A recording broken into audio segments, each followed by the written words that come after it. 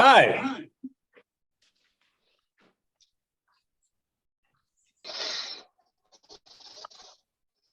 Can you guys hear me Yes. Yes. with that terrible echo? Yes.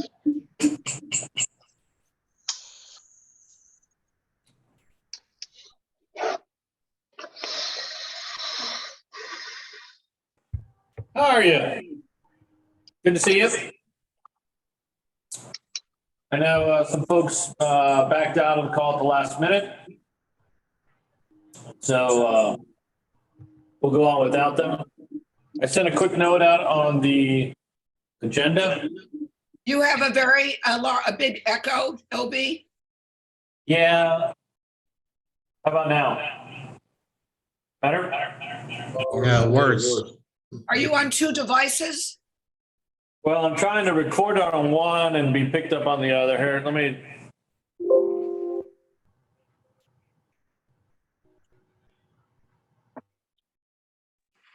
All righty. There we go. Pretty good now? Yep. Okay. Okay, so lots to talk about today, and I want to make sure we leave time for questions and get a little feel for what's going on in the marketplace. The fiasco with Silicon Valley Bank doesn't help consumer confidence in the economy in the slightest, and that certainly probably gives people some cause for pause as they make travel plans for the summer. I hope that it calms and we've seen the end of that, because otherwise I think it could have some downward external pressure on travel this summer. So we have a couple of folks that we have hired since the last call. I don't know. I think Brian is on. I don't know who else is on, but let me just go through it. So in Miami, taking over from Rick is a gentleman named Brian Bishop. Hello, everybody. Hey, Brian. Hi, Brian. There he is. Welcome, Brian. He is a longtime media veteran, and you can look him up on LinkedIn to see all the particulars. Most recently, after starting his own company, he was also the lead for the Super Bowl host committee for Miami. So he's got a lot of connections in the travel and tourism sector that we look forward to leveraging. So welcome, Brian. In Orlando, we have hired Amy Moon. She couldn't be on the call today. Amy is the director of accounts for the Tribune Company in Orlando and Fort Lauderdale, has connections with the attractions in Orlando. Amy will take over as managing director for Orlando, and the folks in Orlando report up to her. And she's excited to come on board and grow this thing, and has tremendous contacts in Central Florida. So we're excited about that, and South Florida. So Brian will be managing director in Miami. Amy will be managing director in Orlando. In Tennessee, we have taken an opportunity to hire my wife to open up Nashville. She spent 20 plus years at Clipper Magazine, traveling around the country opening markets as a sales leader. So she's going to take on the Nashville market.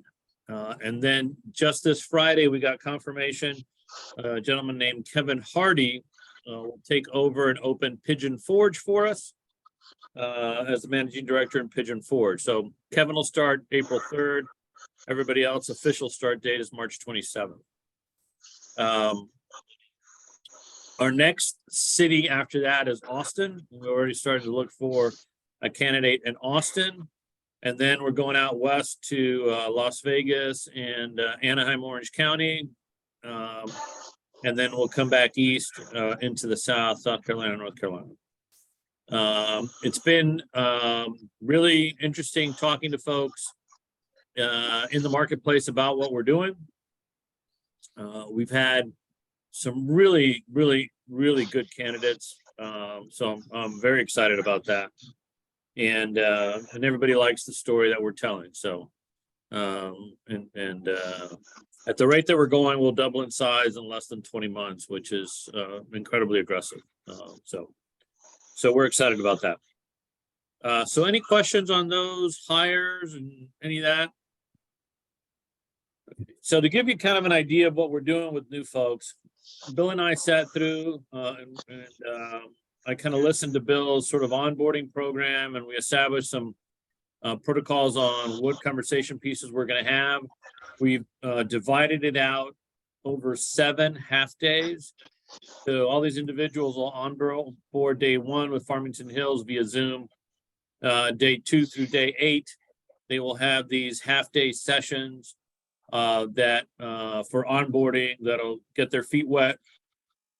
One of the things that we've alleviated from the local market as a starting point is we are contracting with delivery services to distribute the product in those markets so that they're not tackled by that or burdened by that when they start out, and can worry about, all the connections they need to make in the community, and we'll take over the distribution. And then as they get to know the players and the people and the places, we'll be able to add and subtract locations as they see fit. So that's a little bit different wrinkle than we've done before, but I think it's going to be worthwhile. So any questions on that? Okay. This next part has to do with, also involves everybody on this call. So for these individuals, and to kind of get on the same page from a talking standpoint, I've hired an individual who does a really good job of helping people understand storytelling when it comes to selling. His name is John Clemson. He is going to be in Farmington Hills May 3rd through the 5th. It is open to folks that are currently employed. The new folks will be here definitely. And then we can talk offline on what I can do from an expense standpoint if you want to travel and have that experience. You can look him up on LinkedIn. He's a published author. He's been doing this for a long time. And he has a very conversational style. And I think it'll be good for our folks to get the idea of, the storytelling aspect of it, because that's much more the story of selling than, the days of, ask the question, get the objection, deal with the objection, ask for the close, get through the close, blah, blah, blah kind of thing. So May 3rd through the 5th in Farmington Hills. I'll make a note of that and we can talk about it offline. We've completed, and we have talked a lot about taking over Miami. Rick has completed, we'll be completing the transition here in the next 10 days or so as this product is printed and distributed in Miami. Bill has been helpful in that transition. I think we've got almost everything buttoned up, and then we'll be getting Brian up to speed to have him play in that space. Why is IT in my computer during my conference call? Wow, sorry guys, hold on a second. Brian, while he's trying to get up to speed, it's Ina Lee in Fort Lauderdale. When you have a chance, I'd love to meet with you. We are, clearly do a lot of business with you, and I've been working with the Miami market. I used to own it many, many, many years ago. And, quite frankly, we are sister communities. So if you would reach out to me so we can get together, have lunch or whatever as soon as possible.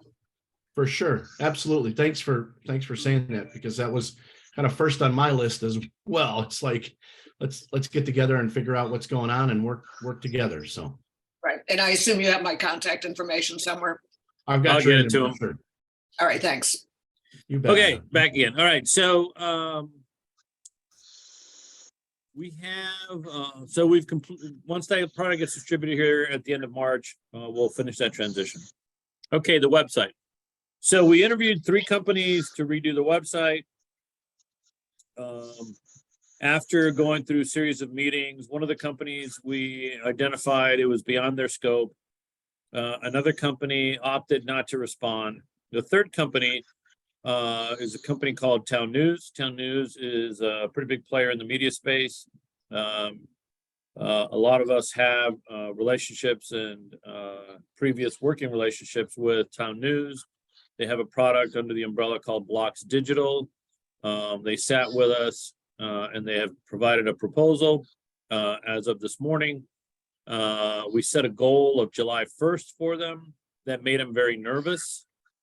So, you know, if July 1st gets us August 1st, we don't want to miss the summer season. So whatever piece we can get out of it. So we're going to push really hard to do that. It'll have calendars, it'll have, you know, the database and landing pages, it'll have the geolocation of the cities. You know, we'll push the content and clean up the content that we have in there now for them to curate. You know, and we're still working on having an API interface with Expedia or TripAdvisor to be part of their envelope of things to do in reservation system. So it's moving along and we're going fast. So I apologize that it's taken a little bit of time there, but we want to get it right. By the same token, you know, we've identified kind of the 3 choke points that we currently are living with. You know, my apologies. The website goes down fairly regularly, overnight a lot. During the week, it is beyond saving from a fixed standpoint. So we don't have to ride it much longer. We just got a couple of months more and then we'll be able to sunset that and move on to the new platform. So apologize for that. The traffic is picking up. It's just, we're just seeing a lot more traffic generated for no reason. I guess we're talking about it more and maybe folks are remembering the Travel Host brand. We're not doing anything extraordinary to do that yet, but we're getting more traffic, which is kind of good and bad because it's, if Google could give us a score worse than F, which is what we got now, I'm sure we would earn like a G or an H for how slow the load is and some of the problems on the back end. But that is what it is. We live with it. We're living with it now, even while we're launching markets, and it's what we have, and we'll go to bed with it. When we do have a new website to talk about, you know, we're going full tilt on broadcast, on social media. In anticipation of that, next month, we're going to start to have a travel segment added to the Newsnet 24-hour news station segments that we publish during the day. And we're resisting at this juncture saying brought to you by Travel Host or brought to you by travelhost.com because we don't want to encourage too many people to go to the site before we have the new site up. But we do want to get the name out there and visible again. So we're going to start that next month, which I believe is May. So we got approval of that this week. On the database cleanup, I made the mistake of saying database cleanup on the platforms that I went out in the media space to get candidates. And of course, when I said database cleanup, everybody wants $50 an hour. That ain't gonna fly. So we're gonna go another route now that we have a website developer to depend on. That we're going to clean it up with some folks that we're going to hire that we aren't going to have to pay $50 an hour. So we will get to the same conclusion through a different road, and it'll be tied to the new website. Unpopular item on the list, price increase. So according to everything we researched, the pricing charts that we use haven't had a rate increase since 2008. In fact, in some instances, there's been a rate decrease, and that's, you know, I think we can all safely say that that's not a real world picture. So we're going to have a rate increase on June 1st, 7% across the board, and should have been doing it along the way as well. But Just want to make everybody aware that anything you print starting June 1st going forward, we'll have a new rate structure. We will get that rate structure out to everybody, hopefully by the second week in April. And we want to make sure it's correct and the math is right. There will still be, one-offs that are done in some markets. Those are fine. We'll build the rate increase into the model that we use for calculating that. So that's fine. But the other rate sheets that we have, that we call it the matrix sheets, will get updated. So look for that coming your way. All right, can I say something on that? I have a question, okay? Yep. Given that this is June in the middle of the year, I'm sure most of us work on, excuse me, let me stop you. Most of us work on annual contracts, okay? Our contracts are already in place through the end of this fiscal, which is December. So it doesn't give us the opportunity, at least in my market, to go ahead and start raising people's rates with us that are already knowing, because by some contract, that they paid something else. And quite frankly, at this point, and this is personal, okay? I know that you guys are making a lot of changes, but so far, in my perspective, we really haven't seen it. And quite frankly, since 2008, my own quality of the printing production has gone down from what I used to get. So my request of you all, to give us time to catch up, is rather than starting it June 1st, give us a little bit more time. We're still recovering from the pandemic. We're still dealing with very heightened freight increases on top of it all. And I have no ability in my market to say to my clients, oh, by the way, we're now going to, in the middle of your contract, change your rate with me. That doesn't fly. So I just, when I saw that on the, and I completely get, raising rates, but I'd like to do it, if we could, a little bit more for those existing markets right now that have been fighting the battle and that are still around. If you could give us some leeway with that, maybe not start it till the end of the year, till when we do our annual contracts with people, or whatever it's going to take. But I just think that, we still don't have an operating, website, as you know. We're going to get it when we get it. And I just think for us to now deal with another 7% increase on top of everything else we're dealing with it, and not have the ability to raise prices on our end. I'm just not going to, with any kind of integrity, go back to my client and say, oh, by the way, I'm changing your rate with me.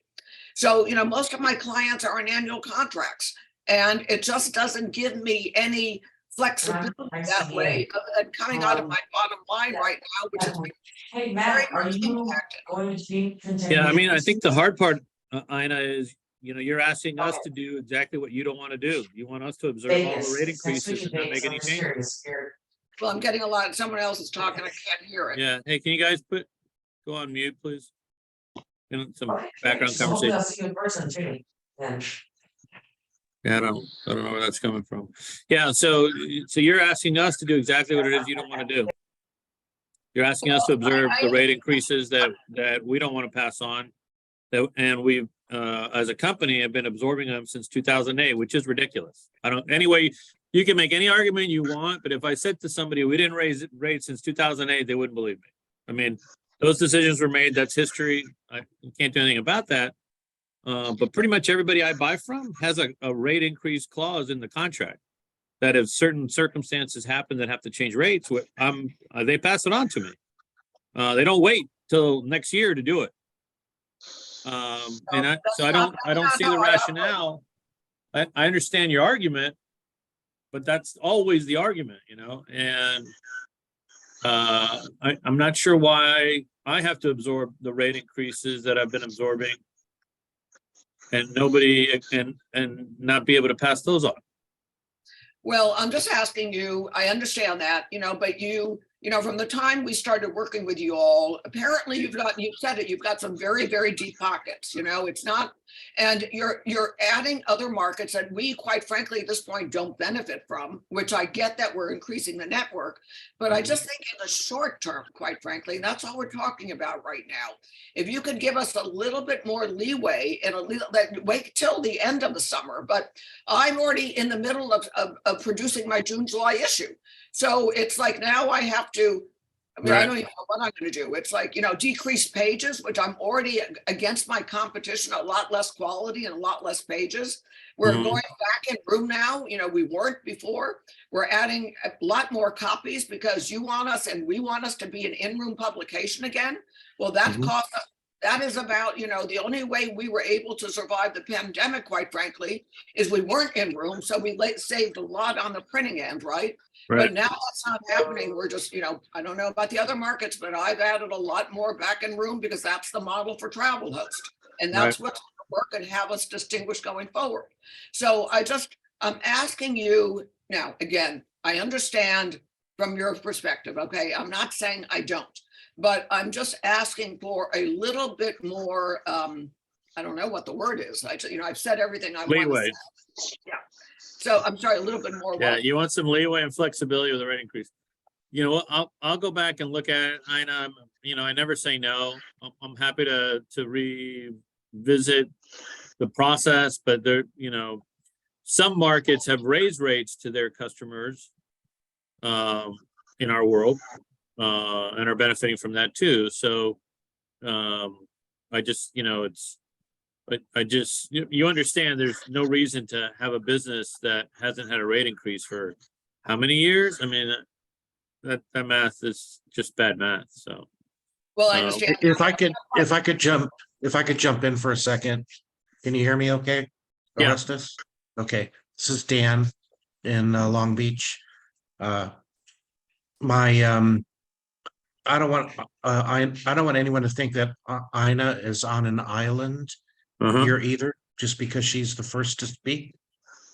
I would like a little bit more detail from you as to the timing of this and the percentage you've chosen. Are you taking it from a loss to, break even, or I know all of us are on different timings with when we publish and Right. where we are with our contracts and so forth. I completely agree with Ina that I know in my market, there's a lot of sensitivity.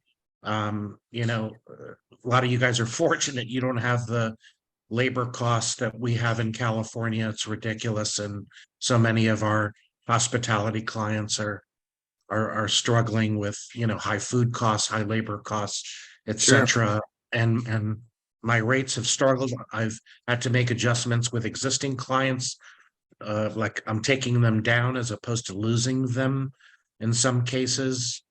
So just, more of an explanation as to how you came to your number and the timing of it, because, for me, that's, I'll get my next issue out, but that, it'll be the middle of the next issue that this occurs. And, there's not a lot, I think I can do in the very short term, but, maybe some more understanding Yeah. So your the idea was methodology. to have 75 days, which is about what it is. Typically, we get normally 30 days notice on rate changes. So we thought, it'd be better to do twice that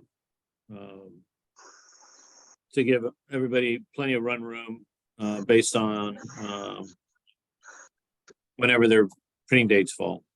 The idea was to do it before the summer because summer is season for us. And so that was the gist of to do it. And then third, because a business can't survive on rates from 2008. That's pretty the simplest explanation I can give you. So happy to discuss it offline, one-on-one, and look at what the options are. But it is real. Oh, we appreciate it. This is Raymond down in Texas. Raymond. Nice hey, sir. backdrop. Thanks, man. I had just a question. Something that Al has always been very helpful with has been over the last couple of years, we've had to make adjustments to the paper quality in order to be able to just meet the demand of us printing. And there hasn't been a discussion as far as up or down on that print, the paper quality. Is there a, for this, for that rate sheet that we've had for a long time, it was kind of standard as far as a 70-50 cover to inside ratio. I know other people, Ina especially, she used a very high quality on the outside cover. Right. But I've kind of stuck to that. But I know I did over the past couple of years use 50-50. I've even gone down even lower than that sometimes just to maintain, well, one, to get paper. Right. Is there, on this current rate, is there going to be a standard on that paper, or are we going to have the option to lower the paper quality in order to maybe make up for 6 months? Because I'm kind of in the same boat where a lot of my advertisers, their fiscal year starts in October. We have Right. a lot of municipalities, chambers, so they've already, some of them have already paid me for the entire year, and I'll just have to eat it. So I'm just trying to think of ways in the summer, maybe the Right. fall issue, that I'll have to lower some kind of costs. So one of the things that we don't believe, and we don't have any control over, but reading the tea leaves, we don't believe we're going to have the paper issues that we had last year. So it looks like, the paper stuff got throttled down pretty tight, and it's loosening up a little bit. There's still some challenges on supply, but I don't think it's going to be as tight as it was last year. That's all the indications that we're getting. I think last year there's probably half a dozen rate increases on paper throughout the year that was never passed on at all. There were instances when we got calls 2 hours before press time that said, hey, you got to pay $2,000 more because the paper, we had to get the paper on the spot market because we were running short, or else I can't print you. So of course at that point we eat it. Well, in that case, in my market, I paid. So I paid for higher quality paper so I could get my magazine printed, but it wasn't absorbed. I paid it on my end. Yeah, that's what I'm saying. I know the conversation I'm having is you never heard about. It's when they call us and say 2 hours before it goes on press, your price went up. Calling us as a company, and we absorb it. Now, I don't think, I'm not sure that's a good way to treat your customers, but that was the reality of some situations last year. And again, no rate increases last year. So I think, Raymond, to your point, we'll look at, what paper options we might have, because I don't want to give you hope that there's a better paper option and then the supply gets jerked around and then we can't do it. So we'll do the best we can to tell you what paper combinations are available, and hopefully that'll ring true with the suppliers to our press people. Okay. If I might also just ask an additional question, OB, so I just have a better understanding of this industry, and I apologize. Yeah. It's been handled so well in the past, and I think to some degree we were shielded from it. So is the rate increase simply a function of higher paper costs, and is the it's just industry? catch up. Yeah, it's just history and catch up.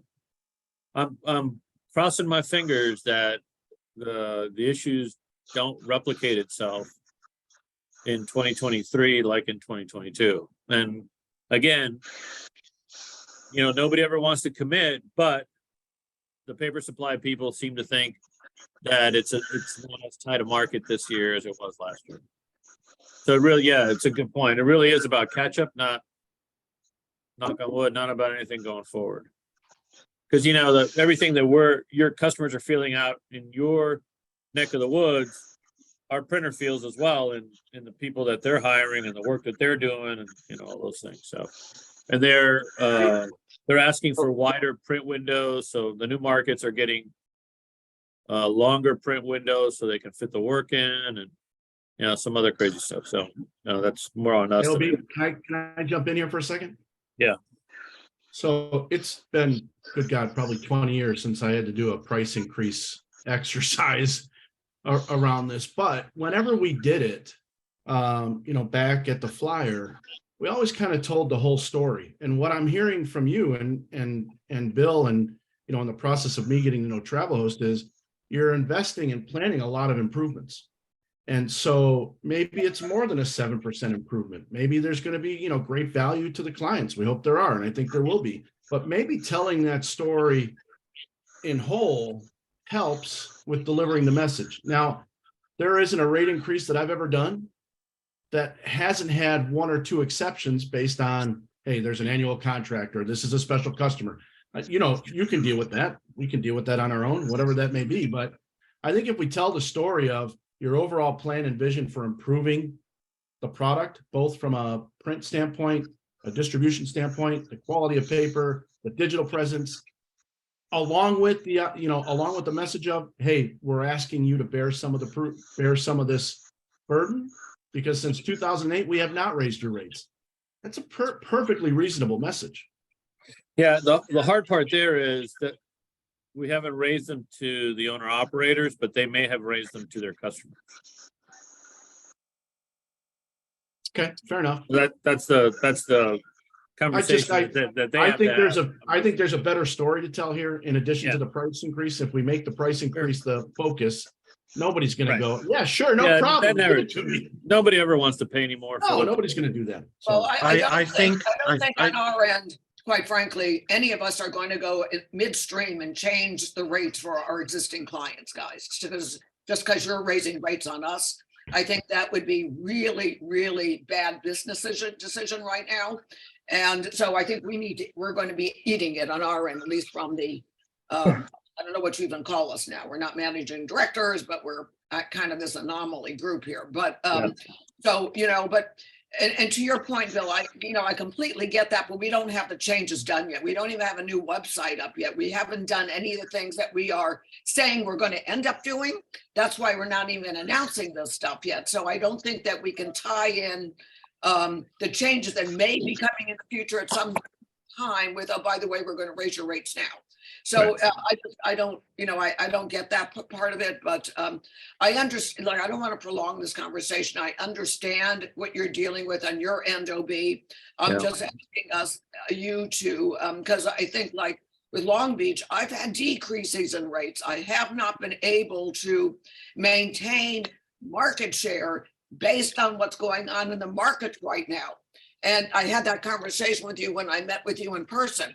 Right. And so it's, and I think a lot of the markets are probably finding the same thing. I don't think any, there may be a few exceptions, but it's much tougher out there to sell right now from what I'm experiencing. And these are long-term existing clients. So these are not people that are fly-by-night people. So, and with Dan said, I'm going to do everything I can to keep them. So if I need to lower their rate a little bit or whatever it is deal I have to give them to keep them going, I'm going to end up doing that. So in any event, I'm just letting you know the reality of what we deal with. Now, by the way, my other question to you guys is there is a long-term opportunity to print locally and then save our shipping costs and everything else that's associated with having to do it through a corporation in Dallas, where I didn't even get my magazines, whatever was going on last month. We were, the ice storm in Dallas, guys. So, we have a longer lead time on selling. We have to, if I print locally, I know what my prices are. They're top quality printers. I'm not paying for shipping. Okay. So, is there a long-term strategy for being able to print at least regionally or locally? And how do we do that? So I think that, that's also another conversation to put into this mix, because that is our largest price. I mean, that is our largest, not quite frankly. Right. Yeah, we've talked about, frankly, with us doubling in size, the current printer we have in Dallas can't print us. So we're going to be forced into that conversation. It may not be specific to you, Ina, but we're gonna be forced into finding other print partners, and based on our footprint, we'll have to look at what makes sense. I can't come up with 13 printers and manage 13 printers, that's ridiculous. So, but clearly they have told us that, if everybody wants the same time for, and everybody's gonna want the same time period, right? Everybody's gonna want spring, summer, fall, end of year. They're not gonna be able to do all that work if we double in size. So we're gonna be forced into finding regional sources for printing. So hopefully, that'll be better for a lot of you. At least the shipping portion would be less. It'll never be zero, but it would definitely be less, and depending on where all the locations open are functioning, we'll look for, tactically what's a good place for a printer, because we're going to have to, so we've started that conversation trying to figure out what that means. Because that's going to be a problem by the end of the year. That's not going to take long to be an issue. So that solution is, some form of that solution is coming everybody's way by the end of the year, beginning of next year, because we won't be able to do what we're doing now the way that we're doing it. So I would just like to go back from those really good point, Ina, and I just want to go back and acknowledge what Brian said. I think the messaging is extremely important going forward as to how we talk about this or prep our clients for, clients prepped me, Dan, the price of eggs, let's say a breakfast joint, price of eggs went up, double, tripled. I don't know if I can stay on, right? Okay, let me see what I can do to work with you. And then I do a little bit of work and then, say, hey, Dan, I got to take a break. I love you, but I just can't, and I get it. So what I'd like to perhaps offer up is, working with Brian to come up with some messaging that we can share with each other about how we roll, this message out along with you, OB, in terms of the Sure. improvements that are coming from corporate. A lot of people, I think we've all been perhaps a little resistant to talk about the change with the new company simply because we haven't had a lot of things to say as to how it's going to affect them. So to me, that's a good thing because a lot of them don't know what's been going on. So I think that messaging and what's coming will help mitigate some of the backlash of a price increase whenever each of you decide to do that. yeah, and I think, Dan, what I think is important for everybody is that we make sure we don't play a shell game with customers, because whether we get a rate increase or not, we're still doing the investments that we talked about.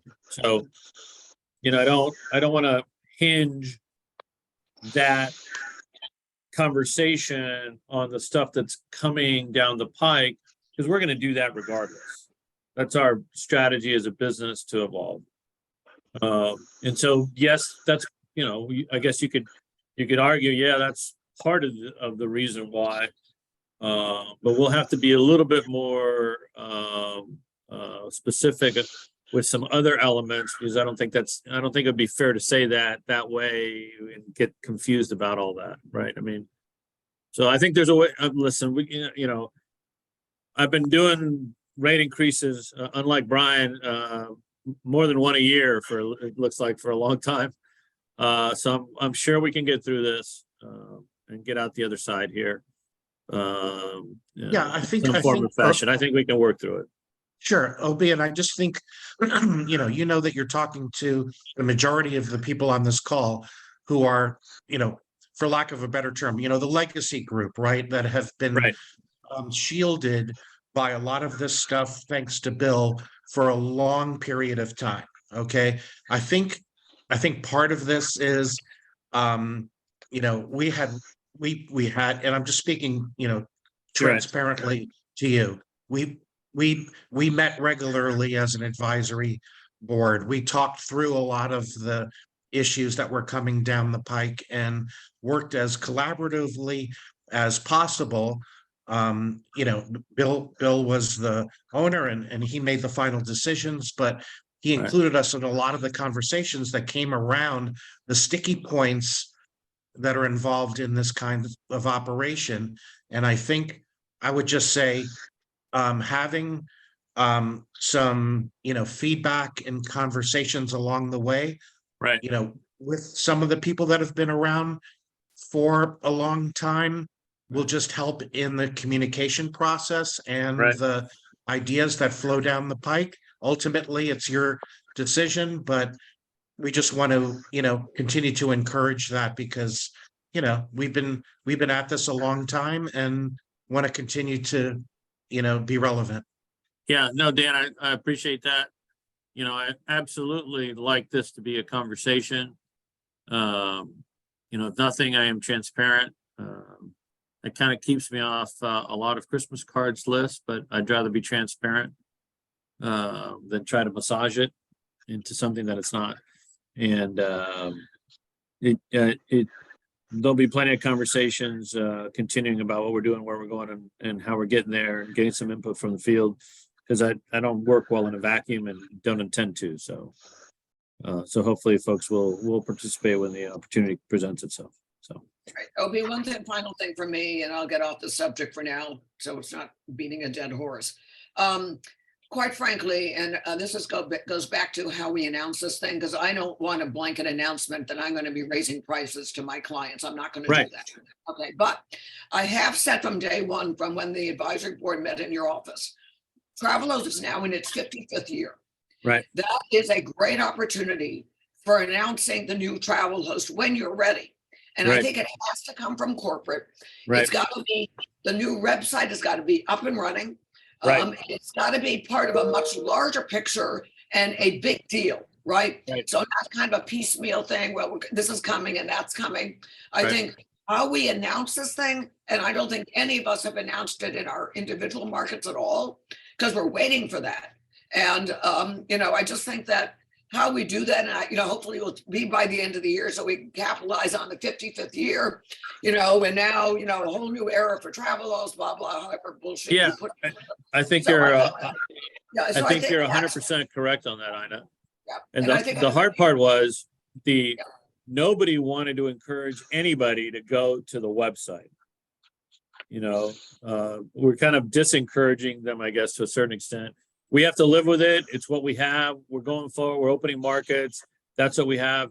But we don't want to do a social media campaign and then a travel host sponsored segment on Newsnet or sports news highlights and get all that visibility out there without that website being what we want it to be. So you're absolutely right. And this is, we are shooting for September 1st on that right now. That gives the developers, you know, we gave them a date of July 1st. They wanted August 1st. So hopefully by September 1st, you know, it's up and running.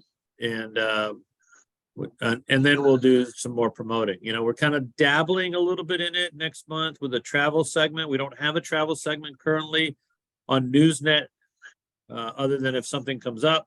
But we want to have a regular travel segment on Friday, Saturday, and Sunday. And then, you know, we'll tie that into the launch when we're up and running as a website. So, but yeah, you're absolutely right. It was, you know, we're being very, very careful about how we're sending people to the website. We have to right now. That's okay. We have some people coming. That's okay. But when we spend money and promote it, we want to have the product that we want to put in front of them up and running and working.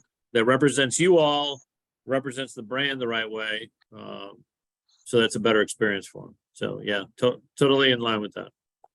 Okay. I think those were all the updates that I had.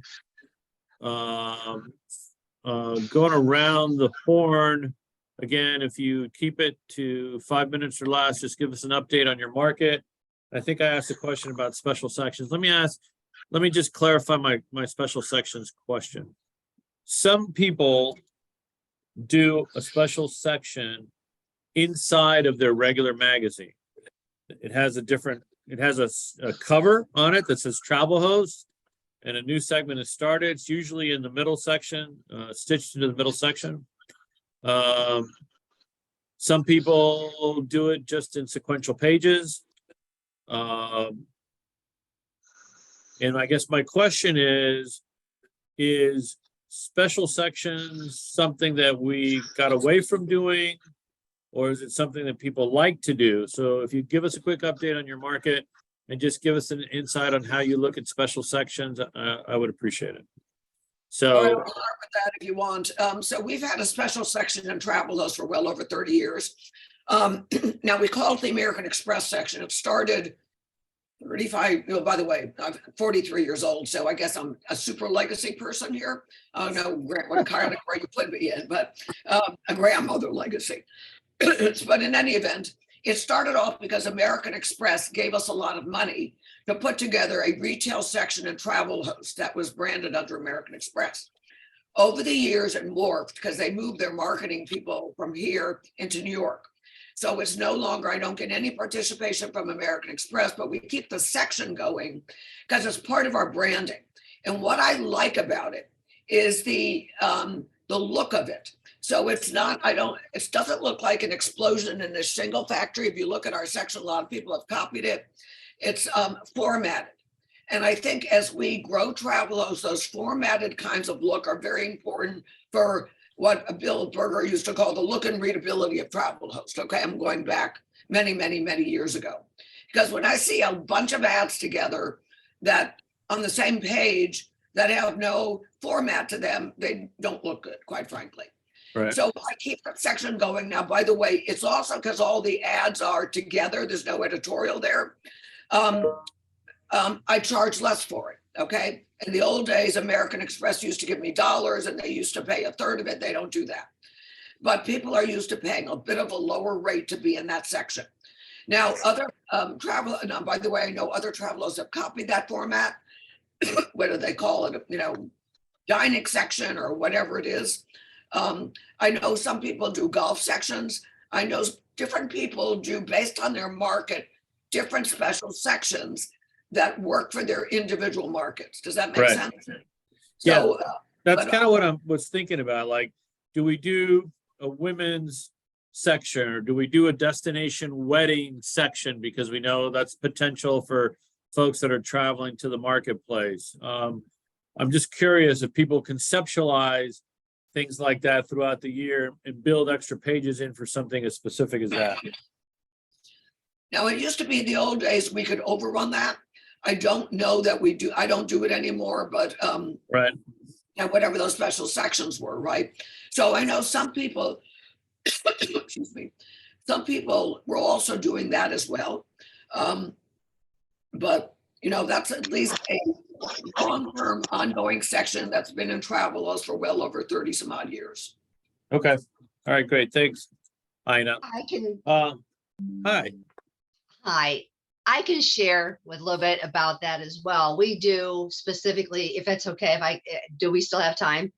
yeah, no, you're next. Okay, so we happen to have our July, August issue, which a lot of things collide during that time. The Pro Football Hall of Fame enshrinements, the Soapbox Derby, the Bridgestone PGA, and also our Vintage Ohio Wine Festival. So we do have actually 4 separate supplements, or I know Al doesn't want me to use the word overruns, that we put in that particular issue. And we also print extra that get passed out at those events. And so that's really the only time of the year that we do it. But I have considered other sections, which I think would be a great idea. Now, do you charge a different rate structure for those Yes. pages? Yes. And is it more or less than your standard rates? Well, for the Pro Football Hall of Fame, it ends up being more because obviously we share with our clients, look, if you're going to run with us 12 times a year, there's some perks to that. And one thing is that if you're going to run 12 times a year at our best rates, then you're included in the July, August issue, unless you want to be in the supplement that we print extra of. That's the only time that they would pay more money, and it is more money than what they would normally pay. Okay, Yeah, so yes. okay. Eli, do you do anything like that? I have in the past. I did it as a program to a big art festival. And they were on the front cover and then they had 16 pages on the inside. And you But- said you don't do it anymore? No, I've just focused staying within the magazine, providing a calendar spot, big sort of page. And I do I have a cross sponsorship with the airport and with our chamber. With the airport, I have a baggage claim banner ad. It's a total trade out, but man, Right. I get, they charge $1,500 a month. And I tie that into usually to the front page sponsor.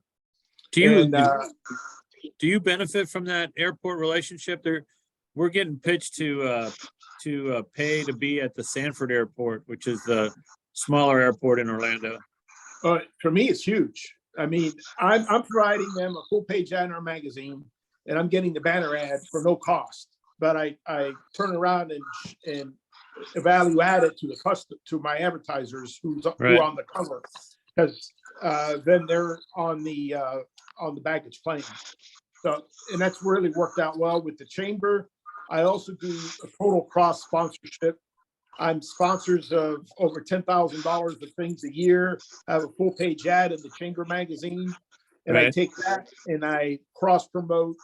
The headline says, in fact, Manny, artist, does it for me. It says another proud chamber member in the pages of Travel Host magazine. So they're getting $1,000 ad. It's my ad, but it's promoting their business, and it's Right. really worked well. Okay. Hey, One Mike of- Story. I'm sorry, go ahead, Eli. One other quick thing I'm doing, and it's just taken off. I've been, we have a lot of small feeder cities that I distribute to. They're like 20,000 residents, or like 20,000 cities to 10,000 cities. And I know that the Visitors Bureau people very well. So they all have contracts with me. But now I've been going to them and I'll call them and go, hey, we need to meet. It says, I'm going to take your half page ad to a double spread. And they'll look at me and I go, don't waste my time. I can't even afford the half page ad. I go, let's talk. So what I do is I tell them, you help me send an email out to 20 people of the businesses in your little city that we're going to do something special. And I'm going to give you a half page story above your half page ad. And I'm going to give you the right hand page will be the 6 advertisers. And I said, okay, we'll do it. You can't sell it. They tell me you can't sell 6 people in this community. And one's coming out in April with our new magazine, Frankfurt. And I'm just selling Paris, Kentucky, which has got 10,000 people in it in one hotel. And I'm Right. walking away with $12,000 a year in business from little cities. Nice. So it works out good. Good. Okay. Hey, Mike Story, what about you? Do you do any special section stuff? Well, can everybody hear me? Yes, sir.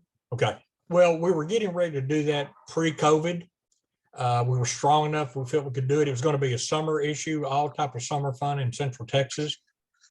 We just kept it inside our magazine and additional pages, but we may be able to go back to a special section this summer. Our spring issue comes out tomorrow. So it's possible that we're going to be able to get what we had planned pre-COVID, which is a big step for us here. So there's hope on the horizon that you might. work Yeah, it yeah. out. I mean, I think that has a lot of merit. I guess that goes back to my newspaper days, but it has a lot of merit, but you've got to make it special and you've got to tie things to it that make sense to the advertiser, obviously. Okay. Dan, what about you? All right, there we go, unmuted. Early on, what am I in, year number 10 or so? Early on, I did a wedding supplement. It was okay. It wasn't great. Distribution locations for a wedding section over and above what was inside the middle of the magazine. That's how you described it. That's how I had it, was a challenge.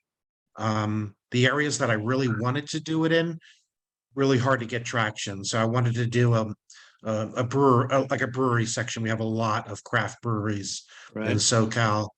I wanted to do a golf section. Unfortunately, American Golf Corporation runs so many courses here, and their marketing department is, just either non-existent or very inefficient. So to make a long story short, I don't have one currently. I have to find the right supplement where people are willing to separate themselves from their money.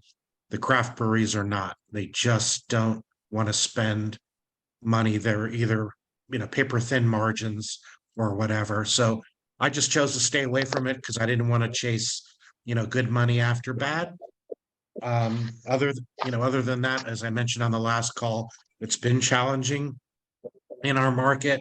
I did lose, two very large cannabis dispensary advertisers, but I just got one back. I'm on deadline this week for Q2.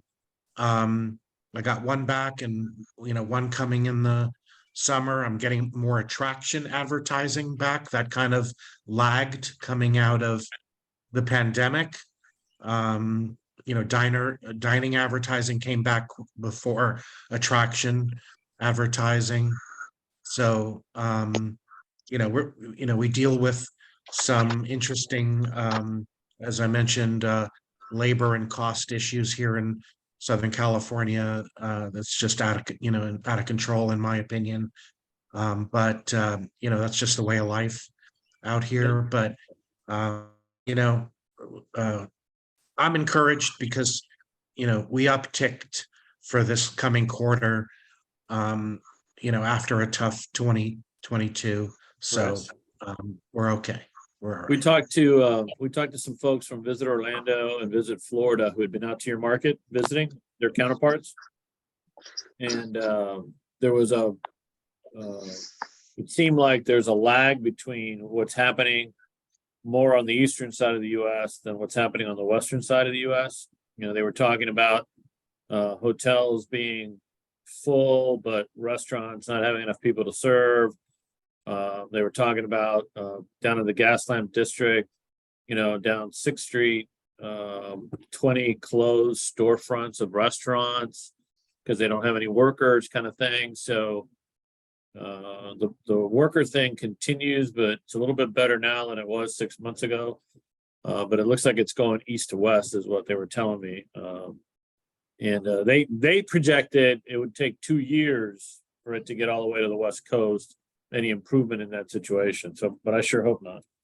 Yeah, I would just add to your point that the convention center that feeds our hotels, Long Beach is a 33rd largest city in the country, relies very heavily on a very full convention center. Right. And we have a terrific CVB.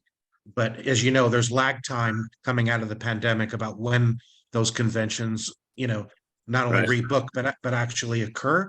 So the future 24, 25, 26 look absolutely outstanding. And of course, LA is hosting the Olympics in 2028 and 8 events will be in Long Beach. So the future traffic jams. Yeah, the future looks very bright in the area. It's the immediacy of it that we're talking about. I think my personal fear is that I've sold my magazine based on selling local 100%.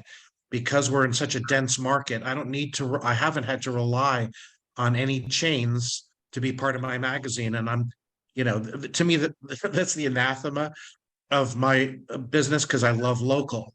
Right. And unfortunately, when some of these storefronts close down, wouldn't you know it, some chain comes in and takes its place. Yeah. And I don't even want to talk to them. It's just not my thing. So it's just stuff I have to live with. Right. Well, Dan, quite frankly, the chains are way more challenging to deal with. Regarding special sections, OB, what we've done, and I think you've seen it in our magazine, rather than special sections, pretty much with every issue, there's a theme. So for instance, we just uploaded our April-May eco issue because it's eco month. I think it's our 12th year doing it.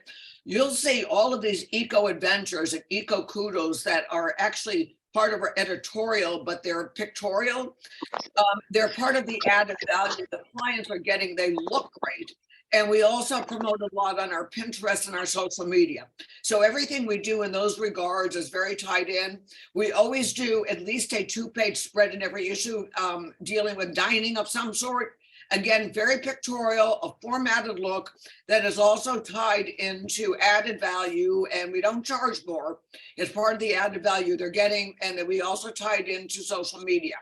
So you can look at pretty much any, like when we do our boat show issue in October, November, we do several pages on Dock and Dine or seafood related stuff. So I think if you look at those, I think they're a good way to, I guess some people can charge money for them, but I choose to do it as added value and for improving the look of our publication. Okay.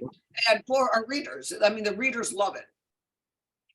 Yeah, and I know, correct me if I'm wrong, but you do the same theme at the same time each year, right? That's correct. So there's consistency that way too. Yeah, well, don't forget, the visitor is changing twice a week, so they're not seeing the same issue, right? And yes, so they're, different, and we have it as part of our editorial calendar, right? Right. So, so whether it's the boat show issue, then we go into holiday, and then we go into whatever we do. Eco is always April, May. And then, summer, by the way, summer is our weakest market. It's different than the other markets. It's our, Right. But I think if you look at that model, and again, I'm saying this because I have a staff of 9. I think that the design of those work really, really well. And as I've told people before, you can use my design, I'm already, paying for it, so to speak. But Right. I think that that's a good way to, because I think one of the things you all need to do moving forward is the look and readability of Travel Host. It needs to be elevated, guys, okay? A lot of times our competition is are the local magazines, right? And on much better quality paper and blah, blah, blah. Fashion spreads, not that we should do fashion spreads, but I think anything we can do as a network right now to improve the perception of Travel Host is a good thing. Right. Okay, from Branson, I don't know if Scott is on or Doug is on. Either one? I'm on. Doug is on, OB. Hi, Doug, how are you? Good, sir. How you doing? Well, thank you. So you've I got a would little bit of say- time in the business. What do you think about special sections in our products? Well, our only venture into that so far has been something that came about with the town politics and the lagging response to Christmas marketing. We had several years ago, very successfully, Branson had marketed Ozark Mountain Christmas. Over the last few years, the Christmas reception had dropped off considerably. And so they decided to revive it last year. And we made a pitch to our shows, which this revolves around, that we would do a section in the magazine, a few pages, and devote it to Ozark Mountain Christmas all year, because it just has not been promoted. We wanted to see what that would do, and it worked very well. It turned out that we gave a little bit lower rate to our regular advertisers that were already spending quite a bit of money with us. But interestingly enough, they all renewed this year and had one of the best Christmases they've had in a long time for that season. Huh. We've probably could develop some special sections, given the things that we feel like corporate is going to be doing. We're just staying tuned to see what goes on, and we'd love to be able to go out there and say, hey, you got to check out our website now. Again, Right. I You know? get it. I think the tag from Missouri is the show me state, so I'm very much feeling like a Missouri person right now. Yeah, I get it. Well, thank you, sir. Wayne, special section stuff, do you do them? Do you like them? If I was ever going to do a special section, it probably should have been this my April, May, June issue with that US Open being in Stevens Point this year. I really thought about doing it, but all I did was I upsold clients, changing from a 3rd page ad to a full page ad, or 3rd page to a half page and stuff like that. So that really worked out well. You know, something like that comes into the area. It's a one-time shot, and everybody and their brother is publishing or selling a special package just for that event. So I just decided to just do it in the magazine, you know, by upselling the clients. Otherwise, I've never done a special section. I've Okay. talked to a number of towns or CVBs when they might have just been starting up in a small community or something, about doing a special section, but it's never really taken off in this area. If you look at the way my magazine is set up, it's set up with 4 cities in the county. So those are sections, you know, in the magazine itself. Other than that, I can't help you much with anything Okay. I've done in this area with a special section. All right, no worries. Jim Jackman?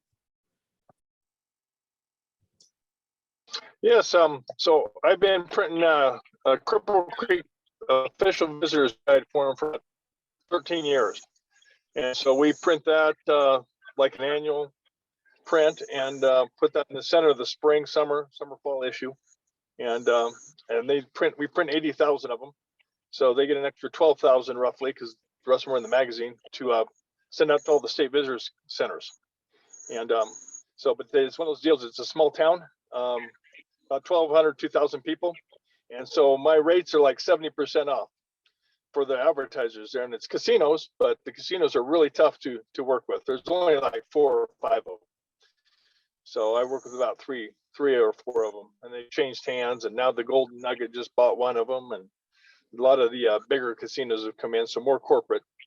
And Right. so we've had that and print that the once a year, and it's really worked well. I've tried to do other sections, but I don't know how I could squeeze another special section, because they're taking this middle 2, and I need to make it contiguous. And in the saddle stitch, it's kind of tough to do that. And then we also print a coupon guide that we put in the center of the magazine as well, and that's worked real well. Okay. Yeah, man, I get that special sections for a destination traveler doesn't resonate, but there might be some themes where, you know, it makes sense. You know, if restaurant week is happening during the time frame of one of our publication windows, you know, can we hyper focus on local restaurants? Does that benefit the destination traveler?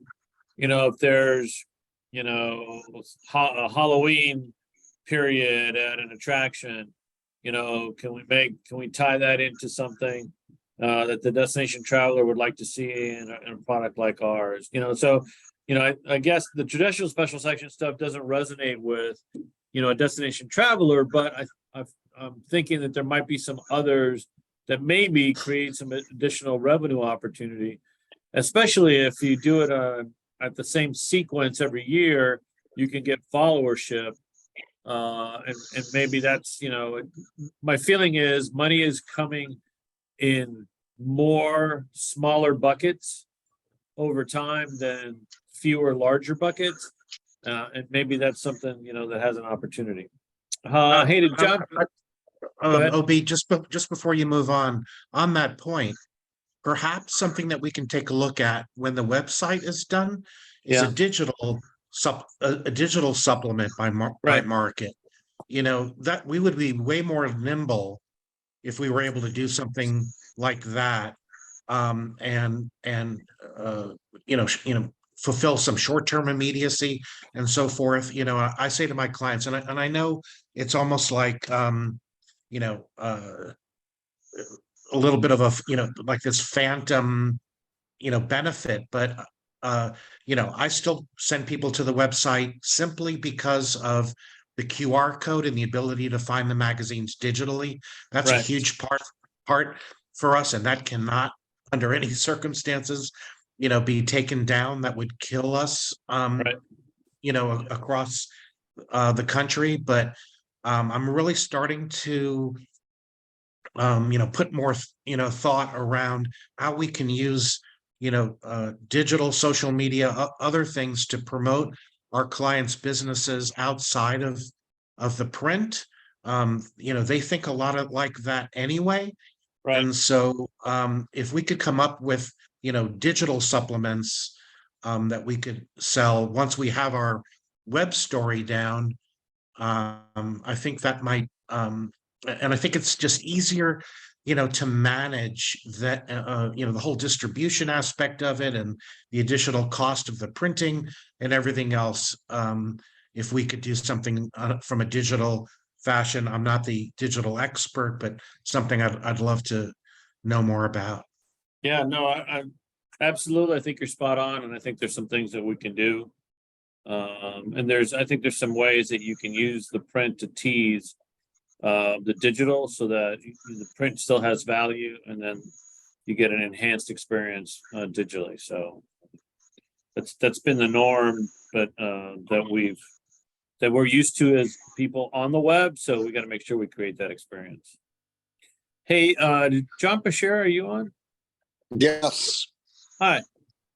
Bill Sumner used to have a coupon book that he put in the magazine, and I've since taken that out only because I just think coupons cheapen the magazine. I want a premium experience. I don't want a discounted experience.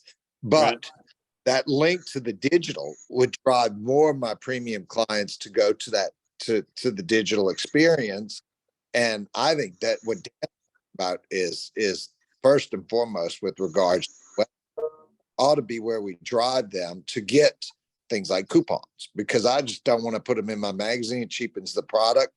And if you're, I keep on telling my clients, people ought to be paying more for what you're getting, not less. And if you're selling a better product and you give them a good reason to come in here, price isn't the issue. Price is never the issue with a premium product. And that's how they ought to treat my magazine, as a premium product, and bringing them premium retailers. And so, no, I haven't done it. I'm still filling up my magazine more or less and raising rates, but the magazine being out there is my override. So let me kind of in that line, let me see if I can pull this up real quick for you. Hey, Obi. Yeah. I don't know if you're about to transition away from special No, sections. I got a couple more people to go. Okay. I will hold up. So in describing our business and trying to think about the future, and I'm happy to share this with everybody. I've written Travel Host, the premier destination resource, is evolving the connection to the tourist traveler to leverage our printed product with an augmented digital product, and then commingle it all through a broadcast channel. We were born from an in-room experience. We have evolved post-COVID to a near-room experience and want to grow into a cross-platform experience that is unbounded and open to all. So we want to cement the print product. We want to create a lot of value in the digital product. We want tie-ins to broadcast, and then we want to extend it so the value is created and you take us home and you use us all the time, right? So that's the way I describe it. So, The only thing I would add to that, and I think a lot of us are doing this now, is the people that live in our communities, especially we found this during the pandemic, the staycationers are an incredibly important part of our market. So, I reach them digitally, in a lot of different ways, because a lot of the people that advertise want to reach that market. So it's not just the traveler anymore. I think we used to be that. I think now we broadened into much larger than just the traveling public, so to speak. So I think if there's the way you're messaging travelers right now, I think, particularly as we move in more into the digital realm, I think that you want to include that as well, folks. I know in our market, I know in Miami, we're in the condos down there, so it's not just people that get on a plane, okay, or drive. Okay. Raymond? Yes, sir.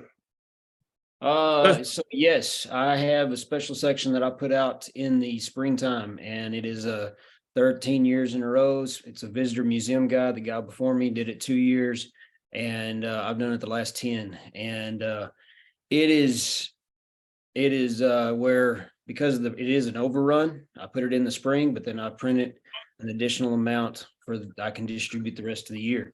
It is actually a very large portion of profit for myself and for the year. I have done other special sections, and you're talking about, my market is a little bit different. I'm more of a drive market.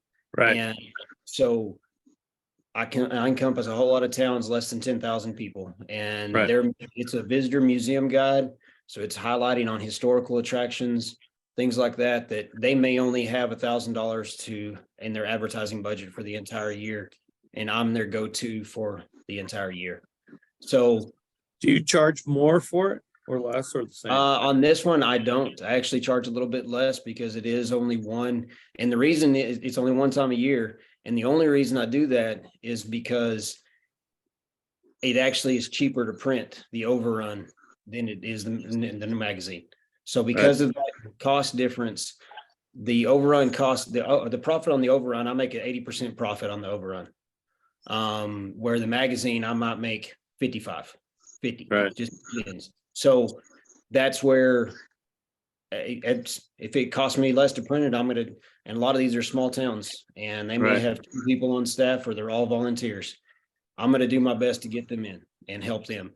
Now for everybody else that's more of a traveler destination type place, I would honestly talk to Tiffany. She does a visitor Right. museum overrun, and it is a large portion of her spring Yeah. summer publication, and she does very, very well with it. Yeah, I think there's 3 cities that are doing that museum visitors guide in the publication. And hers is by far the largest. Yep. Yeah, but it definitely, I put it in my spring issue, inside the spring issue, and then I print 20 to 30,000 copies extra that I take and distribute to the rest of the year. And I go through every single one of them. It's Okay. state parks, everywhere. It's great. Hey, Crystal, are you on? Maybe not. Okay. Is there anybody that I've missed before I go to Bill and Al? Okay. So Bill, headquarters update in Dallas, anything? Yeah, I'll just keep it really, really short here. Orestes and the team in Farmington Hills have a very aggressive rollout plan, and it's very doable. And they've kind of looped me in on things. And what we're doing here is putting pieces in place so that we can absorb the extra markets, absorb the extra work without having any kind of degradation in either service or time or schedules for everybody else. So we're kind of doing a lot of pre-planning. As OB mentioned, we've got 4 new people starting, so we're going to get them off to a good start. And that's it. So I can answer more specific questions, but it's kind of getting ready to get ready. Yeah. I think one of our, Kevin, are you on? Yes, sir, I'm here. All right, yeah. Say hi to everybody. Everybody wants to meet you. Who's the new guy in Pigeon Forge? Hello, everybody. Pleasure to meet y'all. So Kevin will be making his way down there in short order. Him and his wife have spent time down there. They're currently living in Virginia. Kevin, is that right? Yes, sir. We live in a small town about 40 minutes west of Richmond, Virginia. Right. Perfect. So you can just ride the Blue Ridge all the way down. That's the But plan. anyway, that's the plan. So anyway, Kevin will be first day will be April 3rd, and I'm sure he'll be talking to some folks on this call for help. So that anything from Al from your side that you want to share with the team? Talking about paper again. I've been down to the plant 2 or 3 times every day for several weeks now. Going back, I've sent 18 products, magazines and specialty products over the past 2 months. And only twice have we had minimal little surcharges on the paper. So they've been able to stock paper. They have plenty of paper. We've not had to change to a different paper. We've been staying with the 70 and the 50 pound, and the prices have not gone down. I don't see that happening, but at the same time, they're not going up, and they're not, there's no surcharges. They seem to be fading away. That's the good news, though. That's good. Thank you. OB, I just want to say, and I know I'm not the first to say it, but I don't ever want a call of ours to go through without mentioning how indispensable Al is to all of us. He is a great communicator. He has our backs. He does everything that he possibly can to keep costs in line. I think one of the reasons why we didn't have price increases perhaps is because of how he buys paper and looks out for us. And so just want to, continue to acknowledge, the work that he does. Yeah, he does.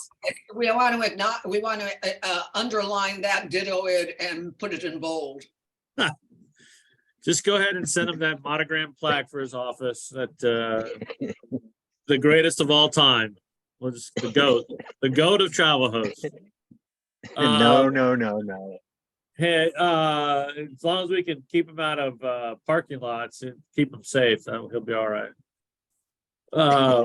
That's an inside joke. Anyway, the last thing I want to say is, with our new folks coming on board, I'm going to lean on a few of you to mentor these individuals and be a resource for them.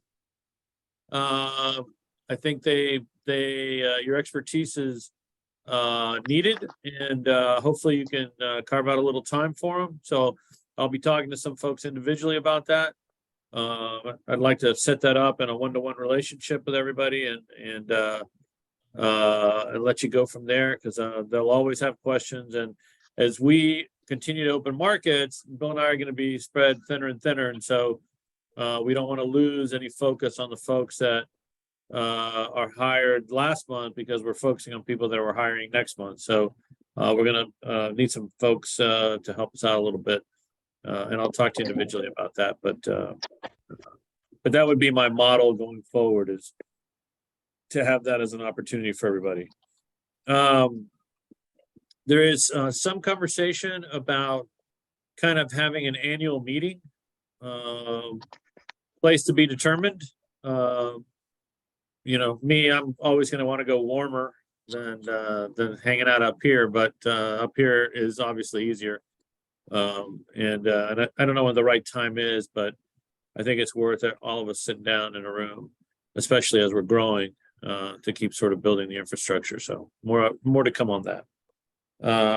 So that's all I had for today.